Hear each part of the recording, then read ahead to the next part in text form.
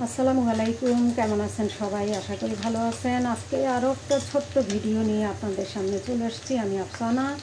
আর আজকে যেটা রান্না করব সেটা হচ্ছে কালবোশ মাছ। আপনারা চেনেন কি না? আমি আজকে কালবোশ মাছ রান্না করব।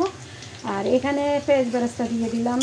পেঁয়াজ বেরেস্তা করার জন্য পেঁয়াজ বেরেস্তা সম্পূর্ণ করা শেষ হইলে আমি ইনস্ট্যান্ট প্রতিদিনের মতো যেভাবে আমি মশলা রেডি করি সেইভাবে আমি মশলাটা রেডি করতেছি।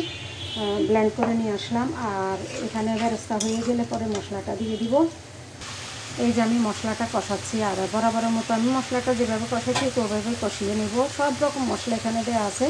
সব রকম বলতে গোটা জিরা ব্লেন্ড করে নিয়েছি, আদা রসুন বাদ দিয়ে, উইদাউট রসুন, এবং মরিচ, শুকনো মরিচ। তো আমি যদি একটু দেখাই কত সুন্দর করে আমি মশলাটা কষিয়েছি, ঠিক এই পর্যায়ে আমি মাছ দিয়ে দিব।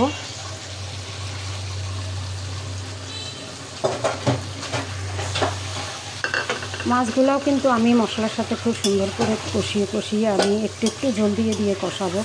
আর কষাতেই কিন্তু আমি রান্নাটা প্রায় কমপ্লিট করে ফেলব।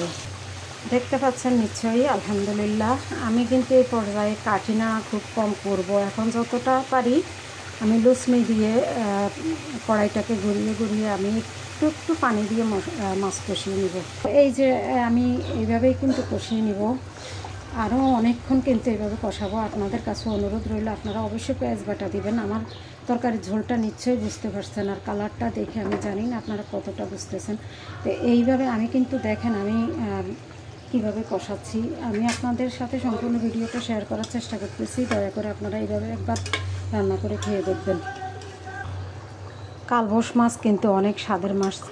আমি যারা চেনেন তারা নিশ্চয়ই জানেন। আর এই মাছটা কিন্তু অনেক বড় একটা মাছ এনেছিল। আলহামদুলিল্লাহ, যতবেলা রান্না করেছি ততবেলায় খুব মজা পেয়েছি। তো আজকে তো আপনাদের সাথে এটা শেয়ার করতেছি। কালবোশ মাছের ঝোল রান্না কমপ্লিট করে ফেললাম আলহামদুলিল্লাহ। শেষে আমি যে কাজটা করব, সামান্য একটুখানি ভাজা জিরা গুঁড়া আমার আছে আপাতত হাতের মধ্যে, আমি এটা দিয়ে দিলাম। আপনারা আরেকটু দিবেন, আমার আরেকটু লাগবে, তো আমি আরেকটু করে আমি দিয়ে দেবো ইনশাল্লাহ।